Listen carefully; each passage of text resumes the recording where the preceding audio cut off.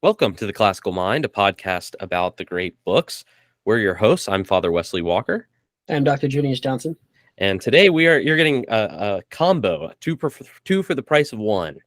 We're talking about Poetics by Aristotle and Oedipus Rex by Sophocles. But first, Junius, how are you doing? Doing pretty well. Summer's drawn to a close. The kids are back in school, and which for me means a more settled schedule, and it's nice. I'm getting some solid reading time every morning. It's very civilized. Excellent. The intellectual life. That's right. Well, our son starts school, his first year of school, in a week from today. So hopefully we'll have the same experience there, and it'll be very leisurely. Big day. Big day. So we are talking about Oedipus and Aristotle. I think the way I'm envisioning this, and maybe you think a little differently, I don't know, but Aristotle is going to be helpful in talking about sort of the technical aspects of Oedipus, but I think Oedipus really is sort of the center of what we're going to be talking about. So perhaps we could talk a little bit about history with the text. When did you first encounter this terrible story? I don't know exactly. It was something. It was before college. I imagine it was in high school. It may have been even sooner. Maybe around my freshman year of high school or something like that. Assigned for school. Most of the books that were assigned for school, I didn't feel much connection to, and I've written about that in other places and talked about that. But this one grabbed me. This one got me. I understood right away what was going on here, the different aspects of, just the big, huge, shocking turn that happens partway through and everything, referencing the riddling of the Sphinx and all that. I mean, I was really taken with all the aspects of it right away. And so this is one of the greats that I never needed any convincing about. I knew from even before I was big into classical literature that this was something worth reading. How about you? Yeah, for me, it was the same. I read it in high school. I think I was a senior in high school. I took a sort of ancient literature course. That's where I read the Iliad and the Odyssey for the first time. Theogony and Oedipus Rex was a part of that as well. So read it then, have revisited a few times, took a lit class in college where we also read it and read a chunk of Poetics as well. So both texts are familiar. And of course, it's a story that's culturally we all sort of know just by invoking the titular character, but but it's an interesting story, and I read it again yesterday, and I actually for the first time read it aloud. I was just in my office at the church and thought, it was performed, and I have always read it silently kind of in my head, but I thought it added to it to kind of actually say the words and walk through it in that way. It kind of helped me see it, I think, in a slightly different and better light. Yeah, I actually haven't tried that. I should do that. I remember a very good production of Medea when I was in high school, but yeah, I've not tried it with this text. That's a very good point. Yeah, it just adds that sort of dramatic flair to it. You can actually speak as the characters and add some inflection. And of course, no one was at the church, or else they would have been absolutely terrified, I'm sure. Or pressed into service in the chorus. That's true. Yes. Well, perhaps we could talk at the outset, a little bit about why Aristotle views Oedipus as such a monumental work in terms of tragedy. Yeah, it's a really fascinating question because it's not like there's any shortage of material for him to reflect on. I mean, we may know one or two or three or four Greek tragedies, and so we think, oh, of course he's picking one of the great ones. But I mean, he knows dozens of these things, and there's a rich history of these things going back for decades that he's shooting from. And so this is a very considered choice to pick this one out of the crowd. And it is interesting it's unusual for Aristotle to get that specific, I think, right? I mean, he'll say, these are the principles and this is the way things sort of ought to be. But for him to say, and here's the perfect tragedy, and they should all be like this, that's not very like the philosopher. Yeah. That was something I really appreciated, kind of thought was a little almost quirky about Poetics, is how opinionated he is about specific aspects of plot and components of a story. He treats it very much like it should be obvious to everyone. Like, well, of course you would write a tragedy with this and not that. or Right. doing this and but you wouldn't, or this is second best and this is third best, and it's obvious to everyone that this is the case. And I don't know, it was very interesting. And I think it's a good demonstration of kind of reasoning, or at least of simple apprehension, the sort of first act of the mind, where you are defining things. And because he'll say a plot is, and then he'll give you a genus in which it belongs, and then the specific difference that sets it apart from everything else in that genus. And so just from a reasoning perspective, I kind of enjoyed seeing what Aristotle does there, because it's so short. It's such a short work, and it's not that complicated. Yeah. And so it's kind of cool to see him do that. But I did find it a kind of funny just how opinionated he was. Yeah, that's very fascinating. And I've encountered this in other ancient literary criticism as well. Thinking about Longinus, who writes a great text on greatness, on the sublime, and he's very clear that the Iliad is the pinnacle of Greek literature, and that the Odyssey is a degeneration from that. Right. Now he'll go on to say, it suffers from the fact that Homer is old and his genius has gotten tired.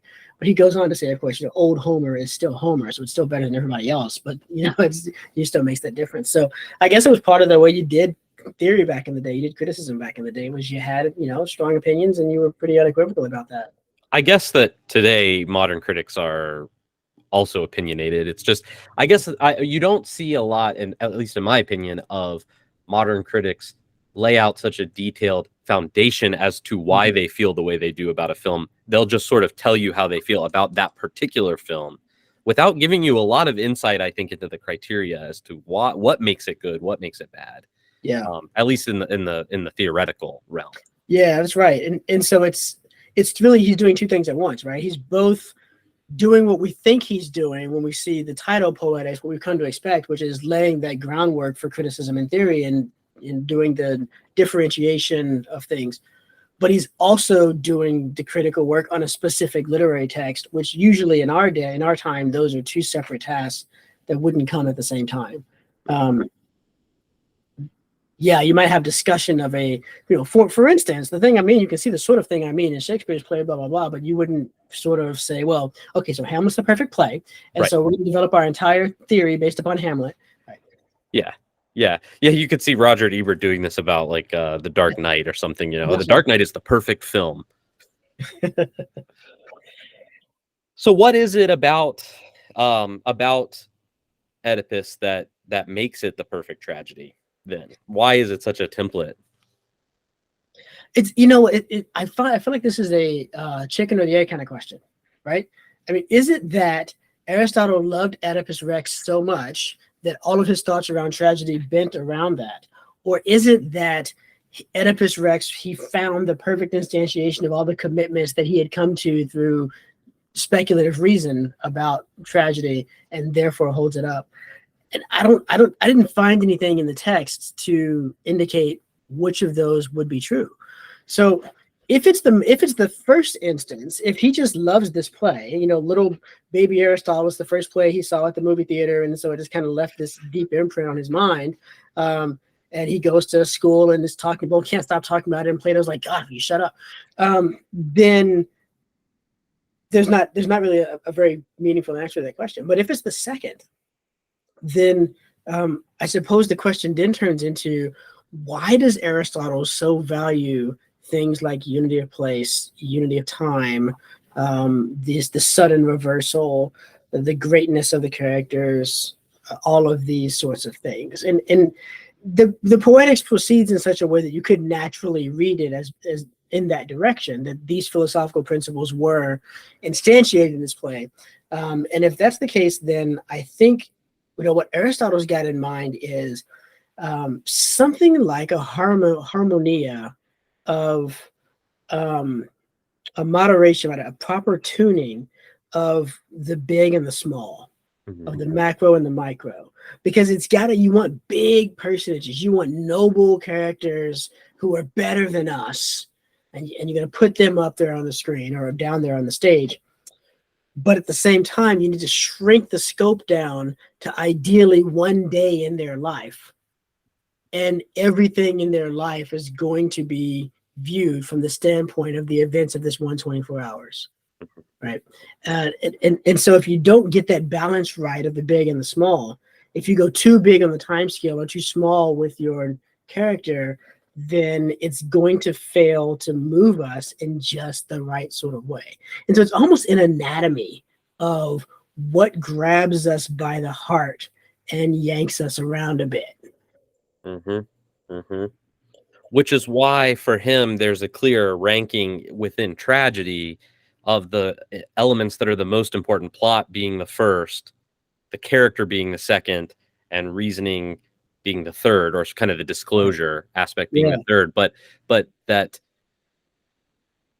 the like, I think in modern times we spend a lot of time on character. We have things like we've talked about this way back when we did Macbeth, about the play Wicked, and how it's sort of a character study into how did she get this way, and so you kind of track her whole life, the Wicked Witch's whole life, and you realize why she is the way she is. Right. But in this, you almost get the feeling that the character is important. It has to be someone noble. It has to be someone great. But they're just sort of human. I mean, that's kind of what makes it more tragic. If they were perfect, then you couldn't have it. If they were flawed, incredibly flawed, then it wouldn't be that shocking, or we wouldn't really feel bad for them. But they have to just kind of be people, Yeah, that's right. They have to be men, but they have to be better than us. If they're, let's talk about the other side of this for a second. The comedy, which we get the introductory statements about what comedy should be. They have to be worse than us. Yes. And it shows the ridiculous in a particular kind of ridiculous, the kind of ridiculous that doesn't harm anyone. Right. And he says the ridiculous is a species of the ugly. Yes. The comedy is all about that. Right. By the way, this is okay. Talk about strong opinions as a critic. I do not like physical comedy. Most of the works of someone like a Will Ferrell, those kinds of movies don't really connect with me. I don't find them very funny. The Home Alone movies I didn't find particularly funny, just painful. And I've got Aristotle on my side with this, right? Because they go beyond the ridiculous to actual harm, and he doesn't think that you can delight in harm. That's fine, but that's not comedy. That's tragedy. That's the wrong genre. Right? For Aristotle, the best kind of comedy, I think, would be sort of like a stoner Judd Apatow comedy type. They're not really great people. You don't want to emulate them, but it's fairly harmless. So we had the second book of the Poetics, which is the one that was meant to cover comedy. We would discover, in fact, that like Beavis and Butthead is the ideal comedy. Right? Knocked Up or something. Yeah. That's right. Yeah. So we don't have that, and we believe Aristotle wrote it, and that it just didn't survive antiquity. There are references to it other places. Umberto Eco is the name of the rose, centers around there being a medieval manuscript of Aristotle, the second book of the Poetics, and that's a delightful conceit. But so they've got to be better than us, but they've got to be enough like us because we want to identify with them, and that's important for evoking both the pity that we're going to feel and also the fear. Mm-hmm. Because if they're not like us, then we won't fear that could happen to us, and if they're not like us, we won't pity them for what's going on to them as well.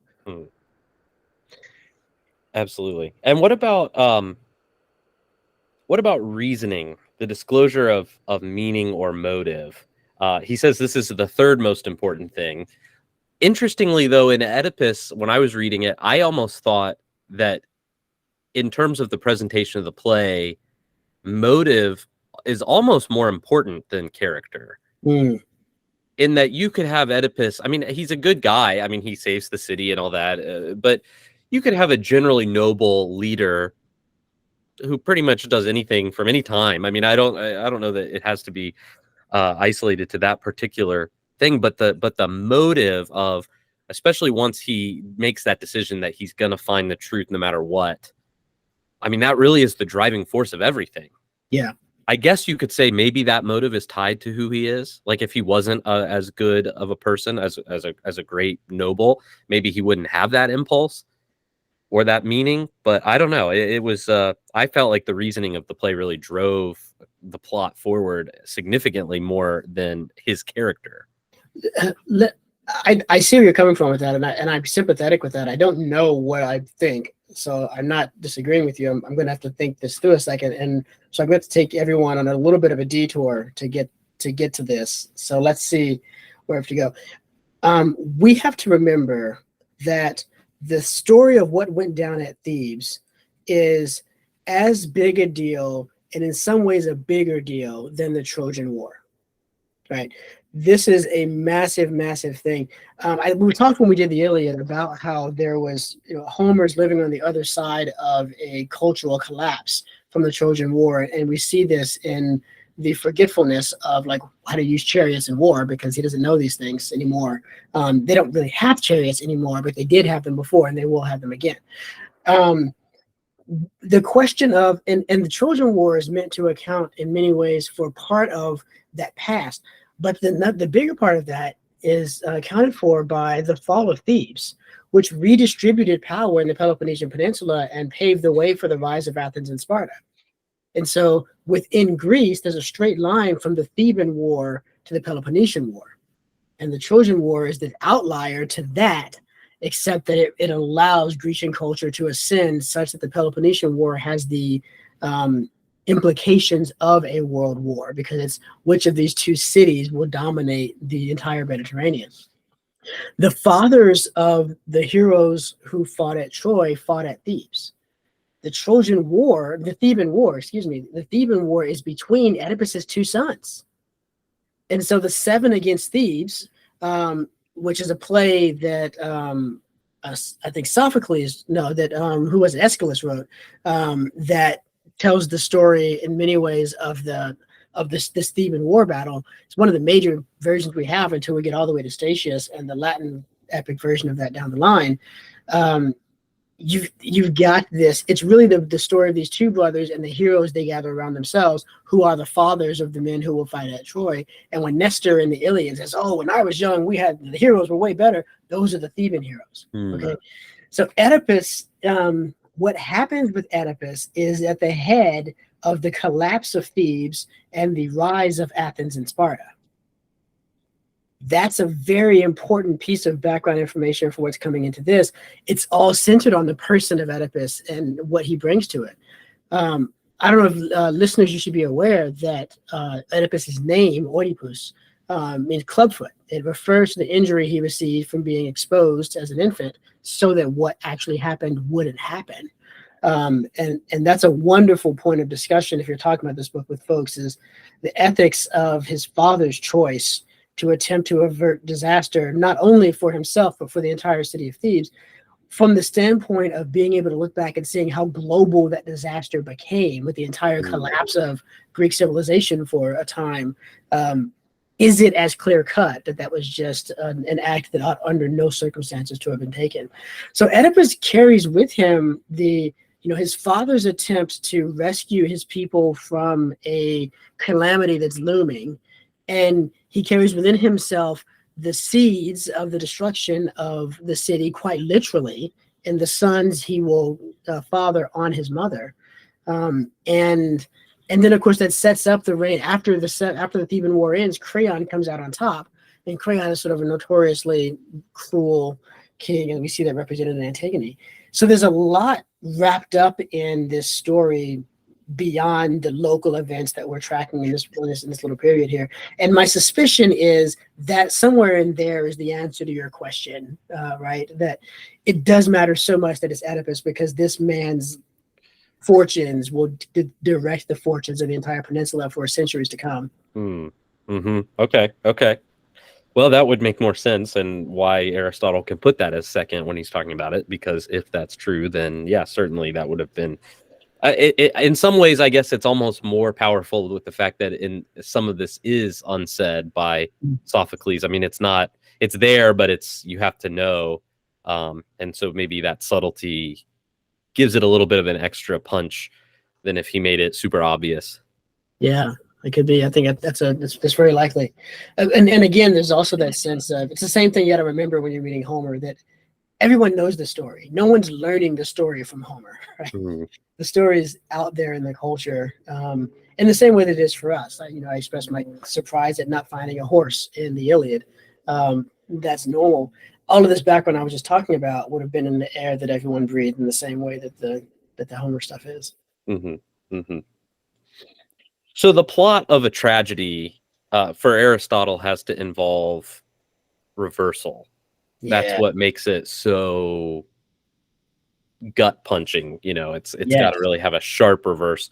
And it can go, I think he says at one point that the reversal can be twofold. It can be a simple or singular reversal, in that somebody from whose high is taken down low, but there can also be a kind of complex reversal where the low is brought high and the high is brought low, Right. like the Magnificat in the Bible. Very good. But I think every sports fan can relate to the fear that Aristotle fears in a tragedy. You know, if you're an Atlanta Falcons fan and your team is up 28-3, and then in 2 short quarters you lose the Super Bowl, that's pretty tragic. That's an oddly specific example there, Father Wesley. I'm not a Falcons fan. I'm a Dallas Cowboys fan, but in some ways we're worse off because we just never make the Super Bowl. But because my team, the 49ers, stands in your way. That's right. But yeah, that's right. And what I think the thing that I've come to realize over the years is that that's probably the most Greek thing Aristotle ever said. This is so unbelievably Greek. They love this notion of the gods build you up right to a point and then they throw you down. All of the instances of the deceptive prophecies that come. I don't know why people even go to Apollos, to Delphi to get a prophecy, because it's just a means for the gods to laugh at you when you get it wrong and run right to your own destruction. They love this theme, right? And the pithiest version of expression of it that I can think of comes from Shakespeare, from King Lear, right? As flies to wanton boys are we to the gods, they kill us for sport. I think that same sort of thing's on here. So when Aristotle's cluing in on that, he's not just expressing something that is very powerful in human beings and whatnot. I think he's also expressing, he's tapping into the soul of the Greek people, the ancient Greeks, and why, just what really maybe is kind of one of their deepest fears is when things are going really well, you're probably being set up. It's going to go really, really badly very quickly, right? Look out. And there's a part in Oedipus where he does start to kind of not curse the gods, but he definitely is asking that question, and then kind of zips himself up and says, well, I'm not even going to go there. Yeah, nothing good's going to happen from that. Yeah, right? Yeah. It's sort of a weirdly Jobin moment, but it's not. Yeah. I don't know. It was interesting. I was like, well, if I was you, I would totally go there. Part of what everyone knows is that in that war that's about to come with his sons, there's a man called Capaneus, who we find in the Divine Comedy in Inferno, very low down, as with the arrogant. And he has the most memorable, well, it's hard, there's 2 super memorable deaths in the Thebaid. He's got one of the 2. The other one's the blind prophet Tiresias, who rides his chariot alive down into hell. But he's an atheist, which doesn't really mean he doesn't believe in the gods. It means he doesn't observe the gods. He doesn't follow them. And so he stands on the walls of Thebes and he's breaking the walls apart with his bare hands and throwing the stones into the city, destroying the city with its own defenses and cursing the gods the whole time and blaspheming. And so ultimately Jove has to strike him down with a thunderbolt, and that's how he dies. And so when we see Oedipus flirting with going in that direction, everyone's getting really nervous. And then he comes back and we're like, okay, we can put it off for a little bit longer. Yeah. Interesting. Yeah. So yeah, the reversal, this is something that is still a major part of how we write stories today. The plot twist, right? The thing you don't see coming. It's not just for mystery stories and that sort of a thing. It's for any good story. We almost feel has got to have a turn that you couldn't see coming from the beginning that changes everything. And it often turns around a piece of knowledge. In the case of Oedipus, everyone in the audience knows what Oedipus is about to find out, right? And so, don't go in the basement, don't go down there, right? We know what's down there. These days, it's got to be hidden. The audience has to not be able to guess it until it happens, probably because we're jaded. We have it's difficult for us to enjoy old things, right? Spoilers. A story isn't actually spoiled for knowing the ending. It's a strange way to read a story. It leads to you only reading everything once, because once you've read it once, why would you read it again? You know what's going to happen, right? And that's sort of, you hear that like with the first 3 Star Wars movies, it's like, well, we know how they're going to end, so it's not as exciting as when they come out with new ones, but it's like, well, I mean, it is in many ways a tragedy. I mean, he ends up, there's a total reversal there. There is. I'm your father. I mean, it's an Oedipal moment, right? Oh, I meant the original, I meant 1 through 3, and that, like all of us watching Anakin is going to end up as Darth Vader. Right. And so it's like, well, why spend the time watching these movies to find out what we already know? Yeah, but anyways, the viewing experience is very similar to what the audience watching an Oedipus play would be like, because they all knew and we all know. And that's right. That's exactly right.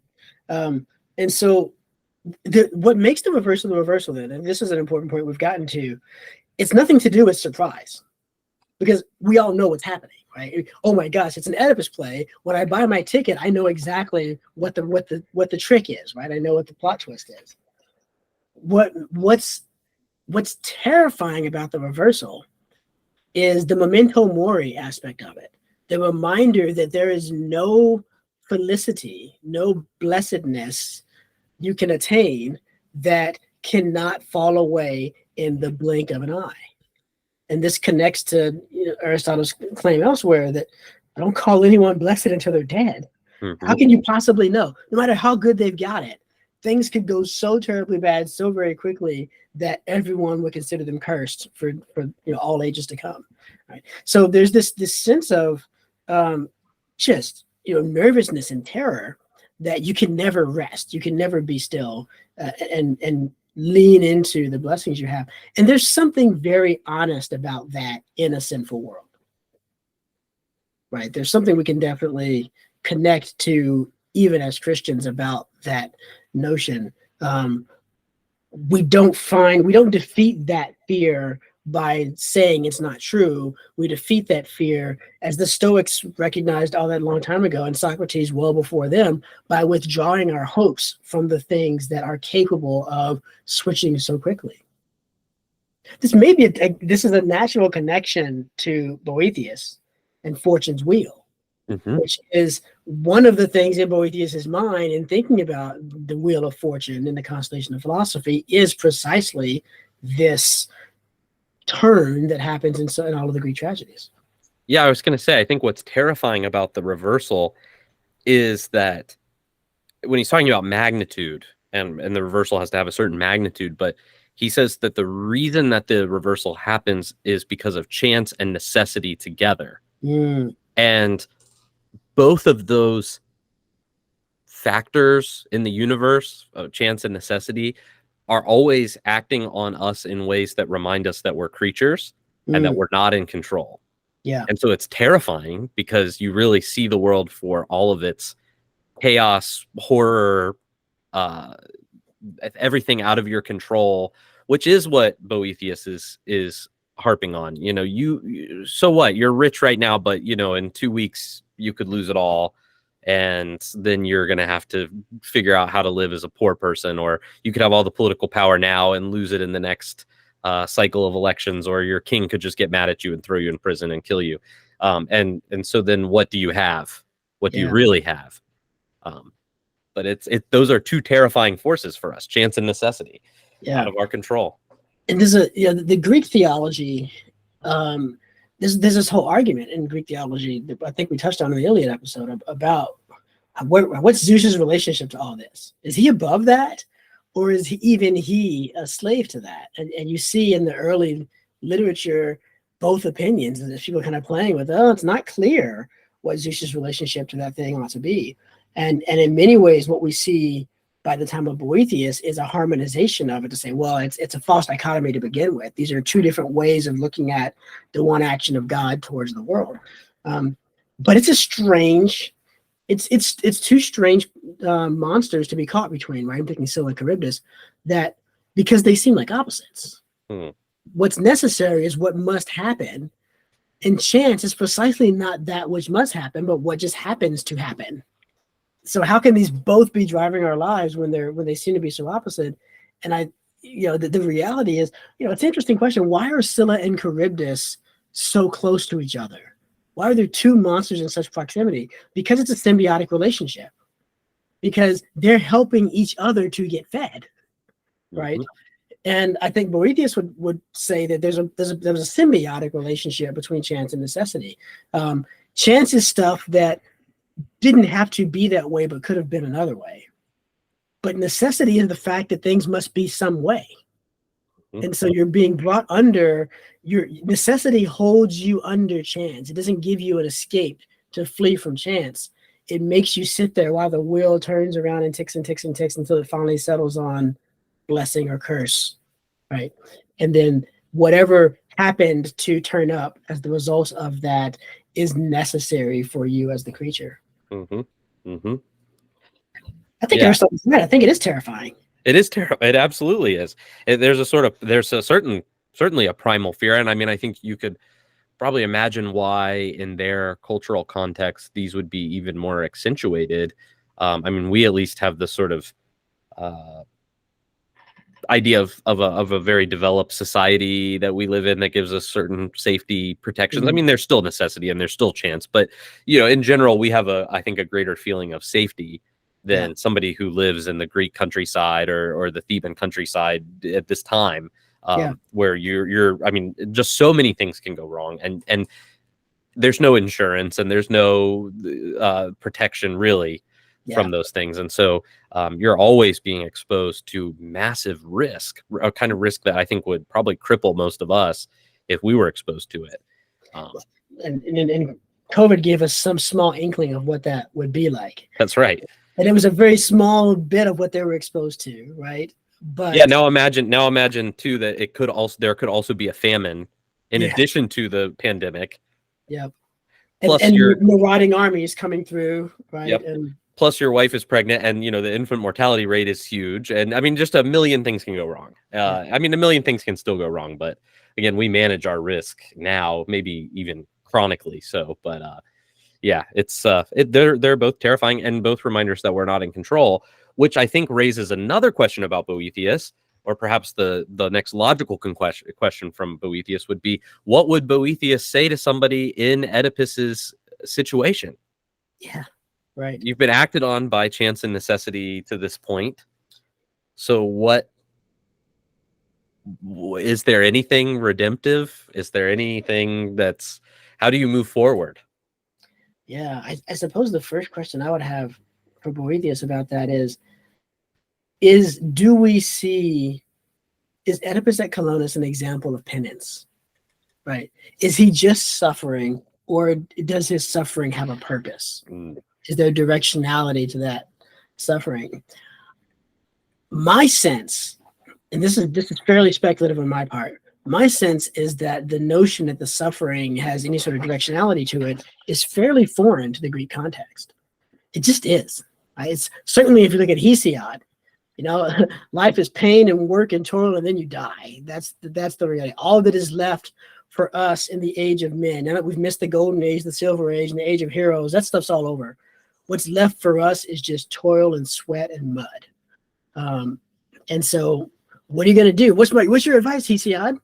Do your work, I guess. I mean, I don't know. This doesn't matter, but get it. You still have to grow some food, so get to it, buddy. Right. And if that's the case, then, gosh, I think Boethius is going to want to come in and say, you have to look up. Right. Oedipus puts his eyes out because he can no longer stand to look on the world that has brought him to this past, to this set of circumstances. And I think that might be the point where Boethius would intervene, because all the way up to this point, Oedipus has not intentionally done anything wrong.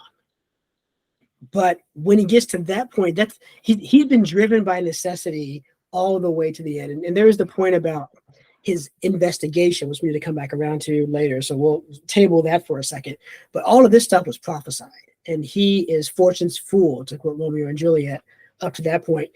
once the revelation comes out and he knows the prophecy has been fulfilled, for the first time, he can make a choice about how to act that's not pre-circumscribed by the will of the gods.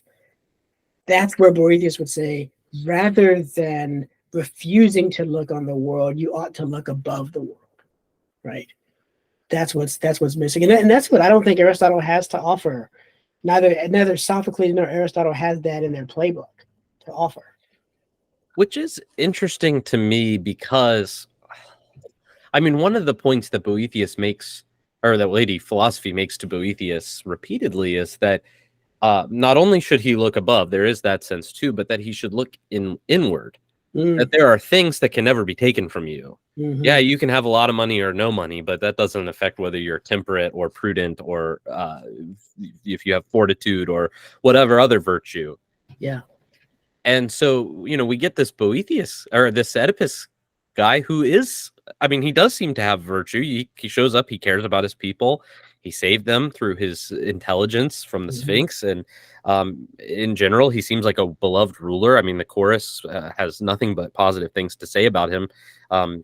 Even once it becomes clearer that it's probably going the direction it's going, they say they won't believe it until they have actual firm proof because they care about him so much. Yeah. So he is a virtuous person.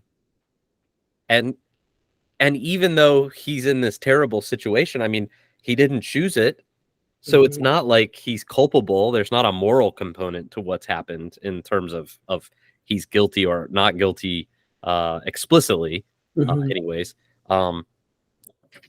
So yeah, I don't know. It as I was reading it, and I'm aware I'm probably being very conditioned by a sort of long cogitation of Christian thinking about these things, and that's probably influencing the way I'm viewing it. But I don't know. Yeah, some of his reaction seems perhaps immoderate or immeasured. Considering that he didn't choose. I mean, if he had chosen it, knowing what really the reality was, then of course that's a real monstrosity. But where he is in the play, I mean, it's chance and necessity, and he can't control it. What he can control is in here. So then, what about hubris? Right, because that's his tragic flaw, isn't it? Yep. And so there's a sense in which, you know, what specifically is he proud about that leads to all this? And I think, if I'm right about this, this is a massive deal. I think his hubris, the object of his hubris, or the subject of his hubris, or whatever the right way to describe this is, the thing that he's proud about, is that he can get around prophecy. And that's a species of blasphemy.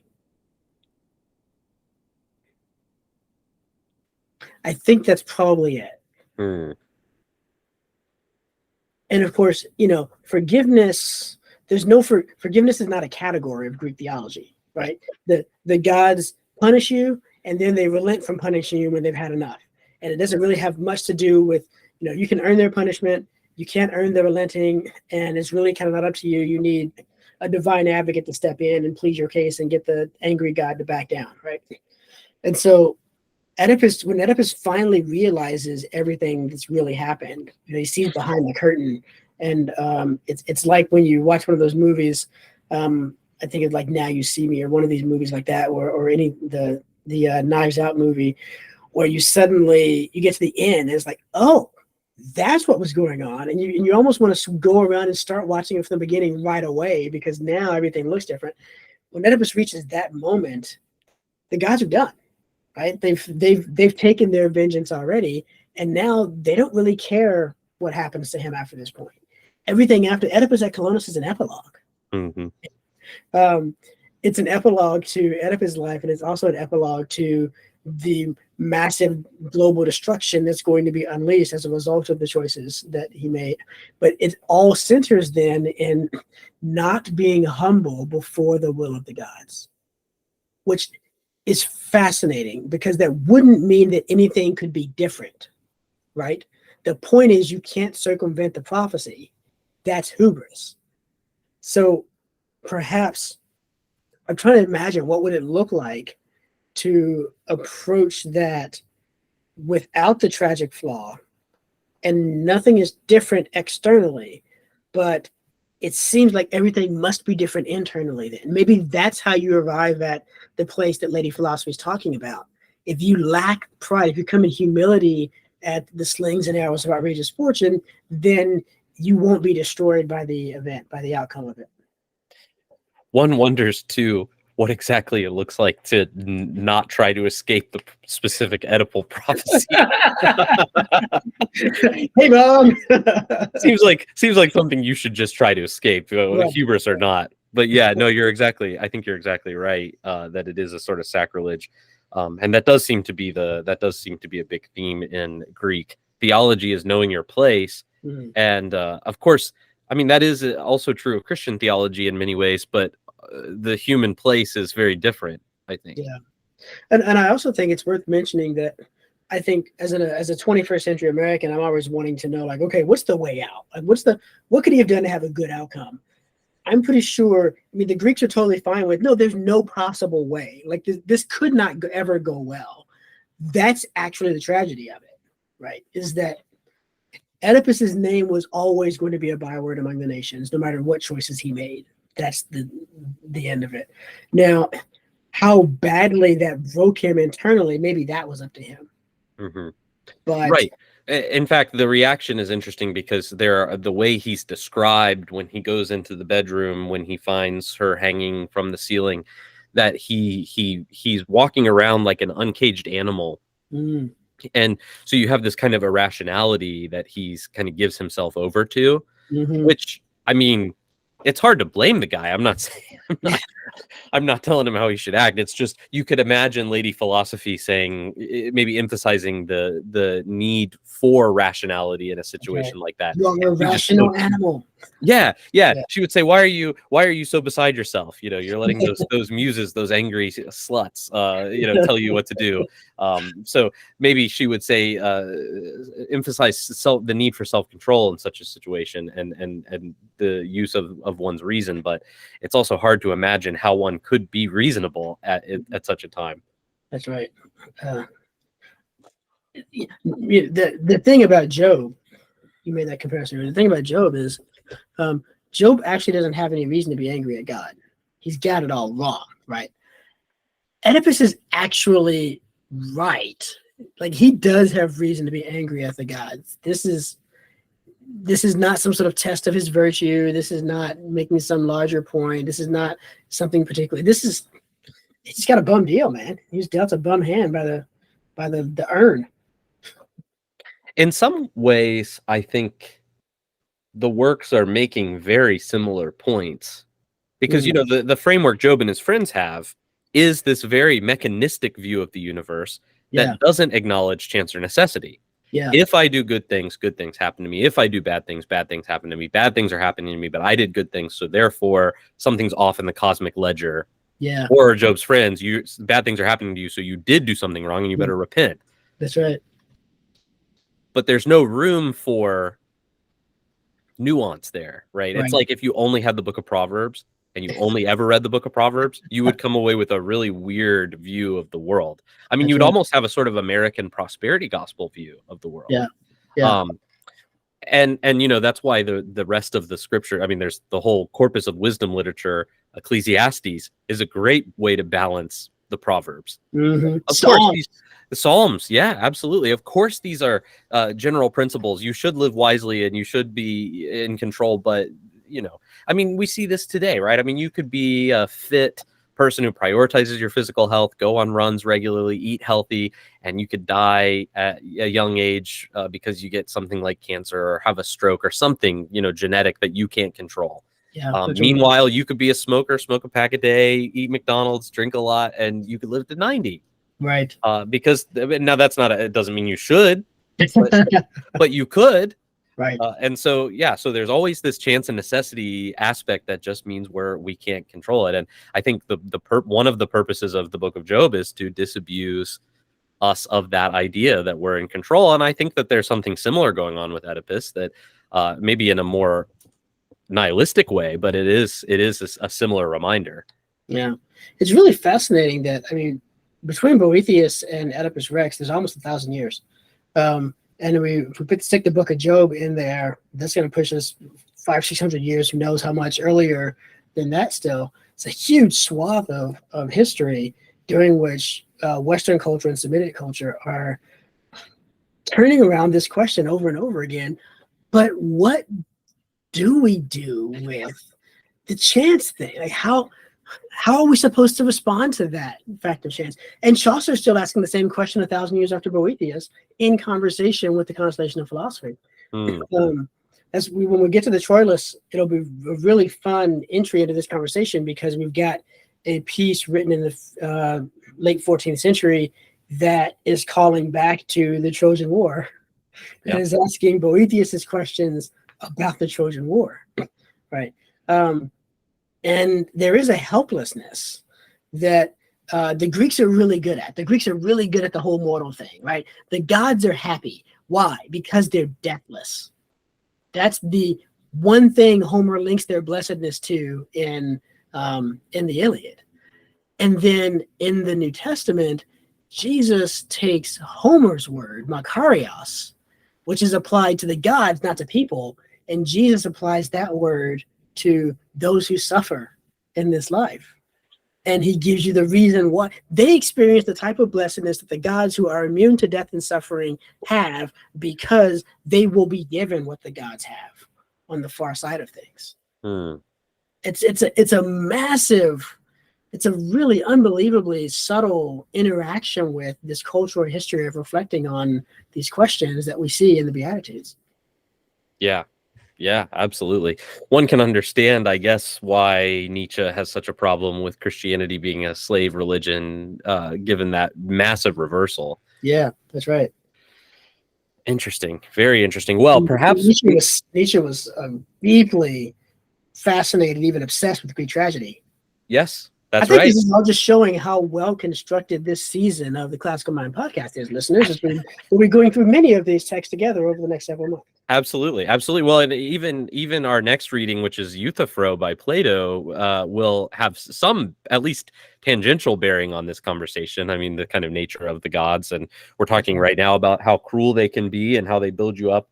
Well, is it because they're just, or is what they're doing just because they said that it is? And so, yeah, I think all these readings are very connected. Great minds, or something like that. Classical minds. Classical minds. The thing you said just then struck a chord. That they'll build you up. I suddenly remembered, what if we thought, let's think the Iliad from the standpoint of Hector for a moment. Where Zeus reveals to Hera, after the gods will not come in line, he finally says, listen, lady, the reason I'm doing all of this, I'm building Hector up so that Achilles can seize immortal fame when he kills him. If I'm Hector, I'm like, wait, say what? Excuse me? Yep. Right? He's every good thing he's experiencing, and all of his nobility and all of that sort of stuff is just a foil. It's a means to raise Achilles higher. Hector's story is a Greek tragedy, right? I don't think we often think of it deeply enough from that side. There needs to be a Greek play written about Hector that explores just this sense of how he's being toyed with.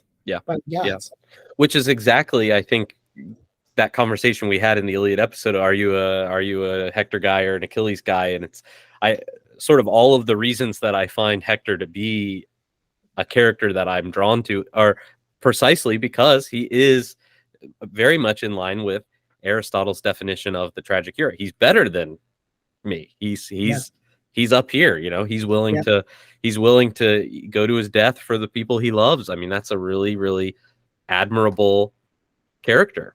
And what does he get in return? Second greatest fighter of his generation, all of these things. The Scottie Pippen. Oh gosh. I was just glancing over the list of the tragedies that won the Dionysia Festival at Athens, where they would compete every year. The top playwrights would bring a new play and compete for the prize. And there are none of them that it is clear from the title have take Hector as their subject. There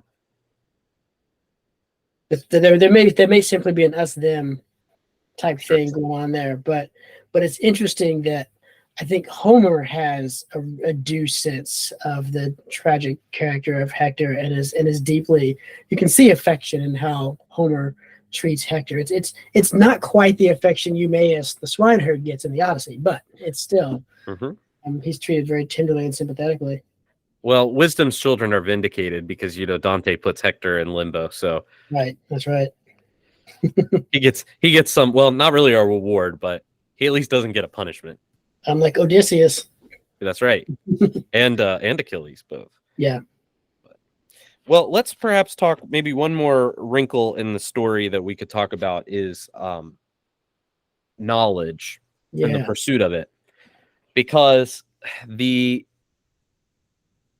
story, I mean, really the driving force of Oedipus finding out about his terrible past is his persistence.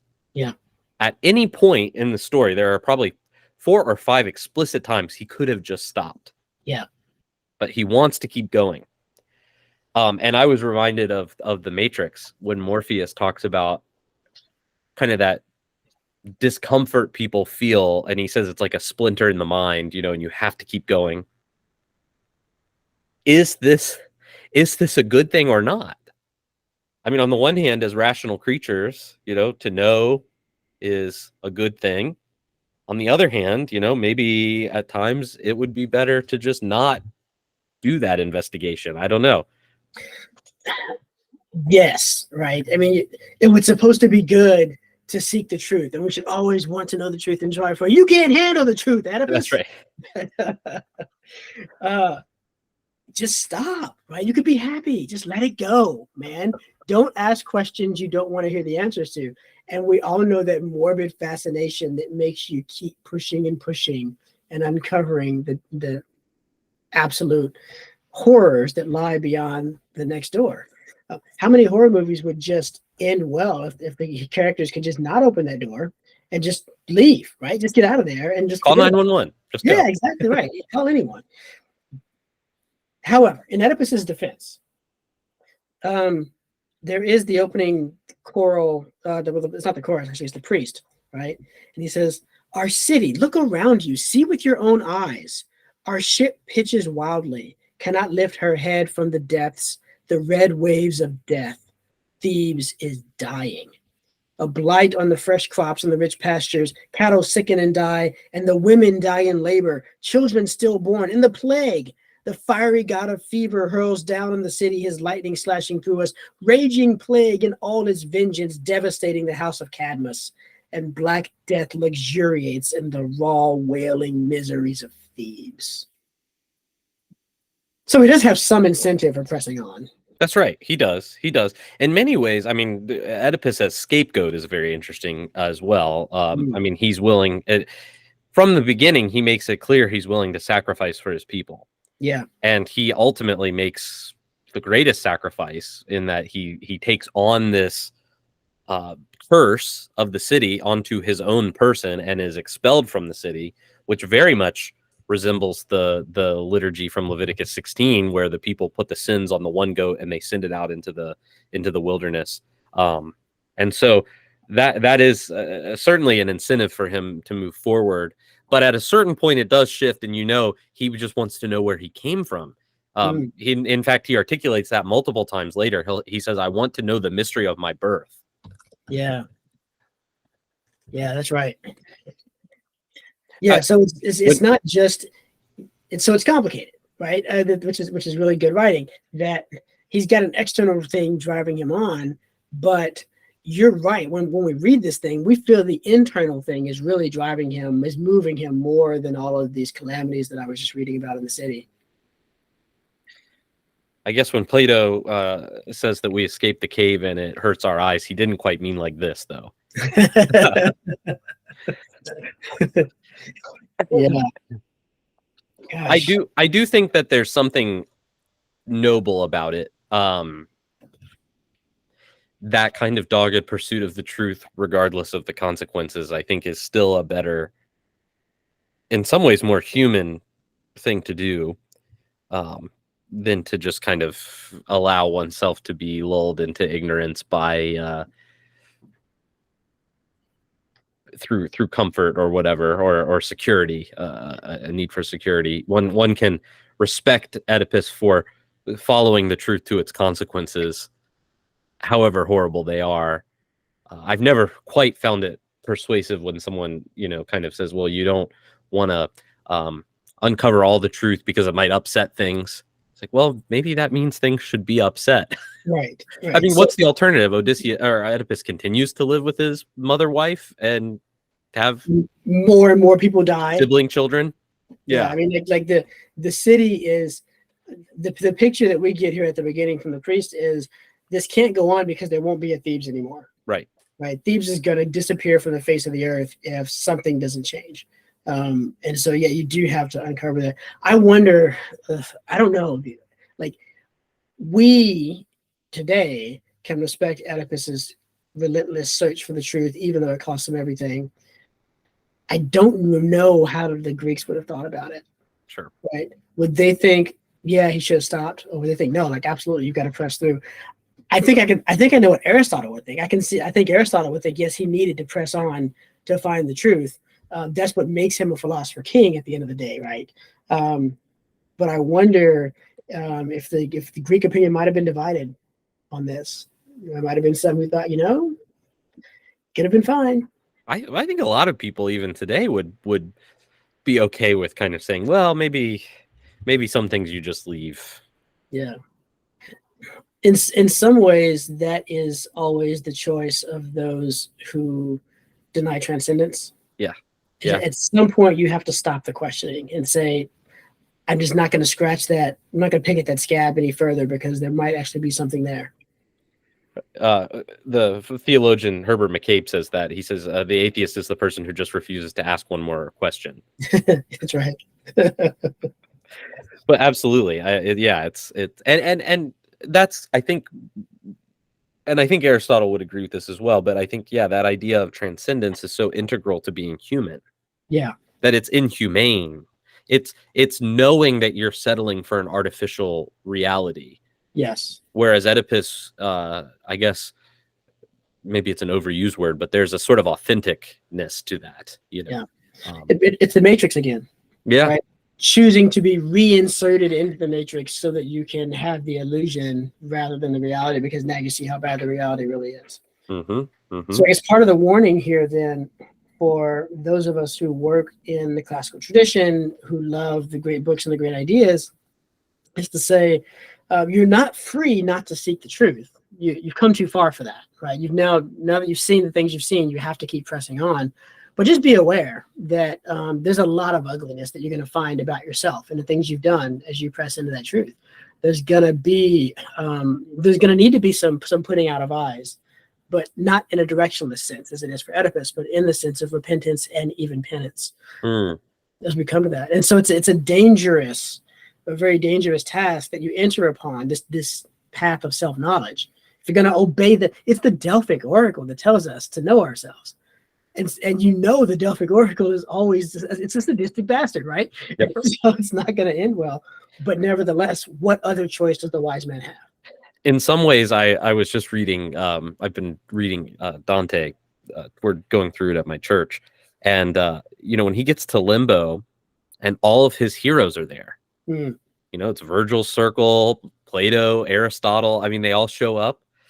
There's a great temptation for him to want to just stick around. Right. In fact, that might be the most dangerous circle. Yeah. That he could get stuck there. But he has to remember what he's really called to, which involves having to go deeper before he can go up. Yeah. Yeah, absolutely.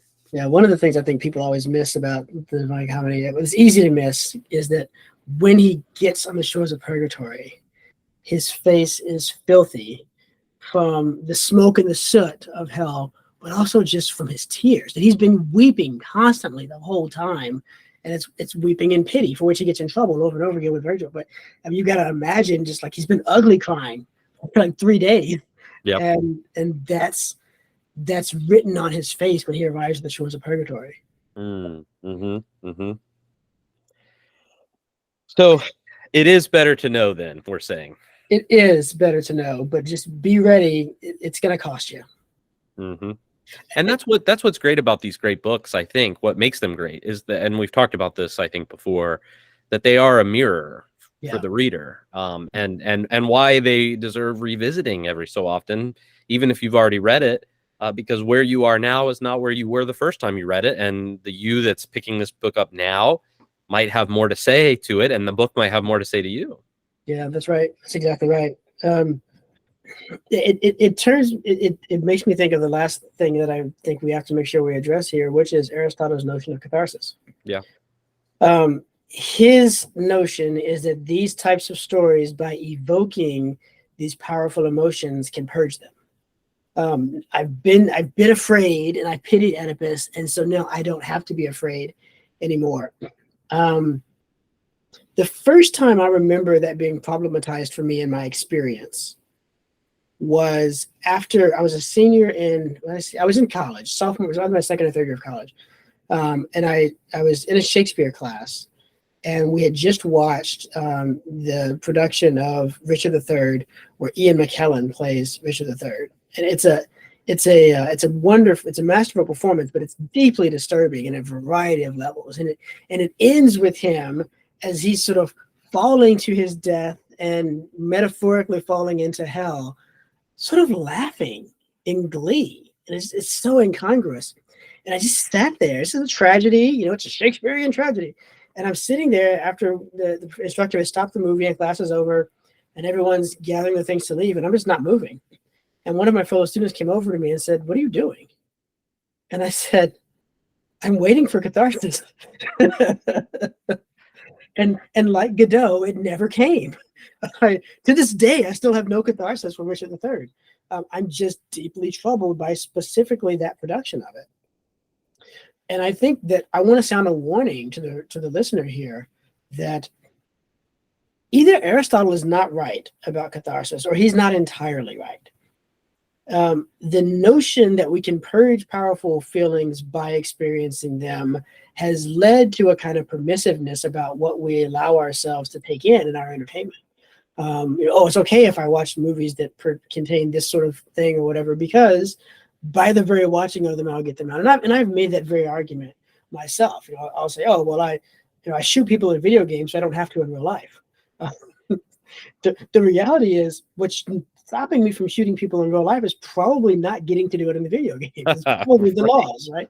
Something a little stronger than that. But the deeper question that the rest of the classical tradition would have us ask, and no later than by the time we come to someone like Tertullian, who's questioning whether Christians can go to the games and the plays and whatnot and come away unscathed, is the following. Even if you can purge those emotions by seeing them acted out in front of you, they have not left you unscathed. What have they done to your soul in the time that you were feeling them? They've moved you either towards virtue or vice. Why would you think that they would have moved you towards virtue, given the nature of them? So to me, this is a strong warning label that needs to be slapped onto the poetics these days. That catharsis doesn't seem to work, or no longer works, or whatever, in the way that Aristotle argues that it does, and that he may have, even at the very beginning of thinking it this way, we may have missed the fact that the things that come into us and go through us and pass out of us leave traces behind. Yeah, we become what we behold. And so when we make those choices about what we watch, there should be wisdom. I mean, in some ways, you do need to tell stories like this story. Yes. I'm trying. So I'll tell you a story. We when we were first married, went to go see The Wolf of Wall Street, having no idea what was in The Wolf of Wall Street, other than that we just seen some previews on TV. Well, it's an incredibly vulgar film. Now, I'm not sure you can make a film like that without including the vulgarity that's in the film. Because to tell that story, you really do have to come face to face with the utter depravity that the sort of greed and wealth produces in the main character. At the same time, I'm also not sure that means that most people should see it. Right. You know what I mean? Right. So, I'm not saying it shouldn't have been made. I'm saying maybe it shouldn't be a bestseller, top of the box office, movie. Yeah. Right. Because a lot of people don't think through it in such a way that they are engaging with it thoughtfully. Yeah. In fact, I would have ventured to guess a lot of people see that movie and go, man, he had it really good. But in reality, those are the worst parts for his soul when he's Right. so successful. That's right. So it's very important that we, no matter what we're reading, whether it's Oedipus or Wolf of Wall Street or whatever, that we engage it with a certain degree of wisdom, understanding a difference, I think, between a sort of description and prescription. But it's very hard when you're consuming, especially a film or a really good book, to sometimes see the difference between those two things. Yeah, that's right. And it's interesting. I was just having coffee with a Buddhist priest recently, which is, like at the beginning of a joke, an Anglican priest and a Buddhist priest walk into a bar. And the thing that he said that kind of stuck with me was that the first time he knew that Buddhism was something he needed to pursue was when he went to his first kind of group meditation. And somebody said something like, the thoughts that come into your head, you can't control, but also they're not you. Mm. There's that distance between who you actually are and what just pops in your head. Mm-hmm. And so when those emotions come, yeah, they're there, but they don't have to be the sort of controlling things that Socrates or Aristotle seems to sort of think that they are. And often we let them be those things. Yeah. But learning how to deal with those thoughts as they arise in a healthier way, for some people, maybe that does mean being able to look at an Oedipus story, but for some people it might require more work. Yeah, that's right. You're meant to learn prudence from reading these things and thinking about these things. And part of prudence is knowing when not to look. Mm-hmm. Mm-hmm. And so it may be that because of your rich study in the classical tradition, you are prepared to look at certain things and be able to navigate your way through the dangers of those and come out safely on the other side. And yet it doesn't necessarily mean that you ought to do that often. Right. Yeah. This actually kind of brings us to the end notes. It's directly applicable to what I am going to pick for end notes. So do you want to go first for your end note? No, you go first. Okay. So we have a listener, Monique, who's awesome. She's been with us for a very long time and is very active in conversations. And she pointed me to a podcast a while back by I forget the man who runs it, but it's an organization called Theater of War. Mm. And basically their organization is built on a scholarly theory that the tragedies were designed as a way for Greek people, many of whom would have fought in some kind of war or other in their lives, deal with the sort of PTSD that comes with that. And of course, what we know about veterans now and the rate of PTSD, and even if you don't have PTSD, you might have something like moral injury, which is very similar in terms of symptoms, but it affects different parts of the brain. And so a lot of people, they go into these situations where there's a lot of violence and they come out and they're never the same. And so it was thought that the tragedy was a technology to help them cope not only with the fact that there are things outside of your control, learning some of the same things we've been talking about, but also there's a kind of communal element to the theater. You're there with a bunch of people. Hey, I'm going to the play with the guy that I fought next to during a bunch of battles, and we're working through this together. And so Theater of War gets really famous actors to perform these kinds of play. They do Oedipus and they do a couple other famous tragedies, and they do them usually in communities with vets. Wow. And kind of have a discussion together about how they process through their experiences using the work. And so I think that's a really cool project. I'll have to post the link to the podcast because I'm trying to remember what his name was, but it was really interesting to listen to, and it really adds another dimension to the tragedy as a genre. If you understand, that's probably what they were using it for. Wow, that's really, really good. Why did I let you go first? I tried to get you out of it. You warned me. Yeah. Okay, so I'll try. You were fated to do it that way. That's right. That's it. Hubris, man. Well, what I've got is entirely different, listeners. I have a play by J.M. Barrie, the author of Peter Pan. Hmm. And this play is called Dear Brutus.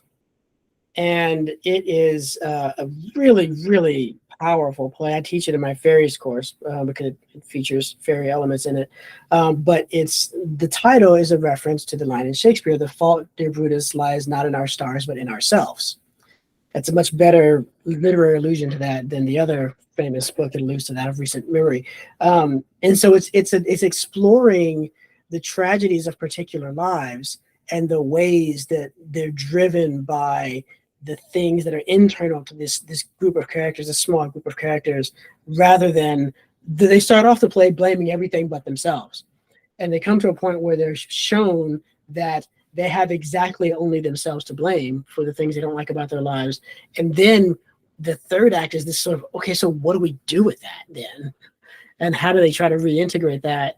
And there's a varying response as they come back in. So I think it's a really interesting way to continue to reflect on this question of chance, necessity, hubris, the tragic flaw, and some of these things that Aristotle is putting out there, but it's reflecting on it in a way that brings a more modern sensitivity to some of those things. It is one of the most delightful plays I've read ever, and one of the surprising discoveries of the last 4 or 5 years for me in terms of literary text. And so, J.M. Barrie's Dear Brutus. Excellent. Excellent. I will certainly be putting that on my to-read list. Well, very good. Well, listeners, thank you for tuning in and for following along with us in these great texts. Our next text I'm very excited about will be Euthyphro by Plato, which I have a feeling we'll have many lines of discussion that we'll want to follow through that because being both interested in classical texts and also in theology, I think that there's a lot we can do with a short dialogue like that. That's right. Well, excellent. Well, listeners, thank you so much. And in the meantime, keep reading.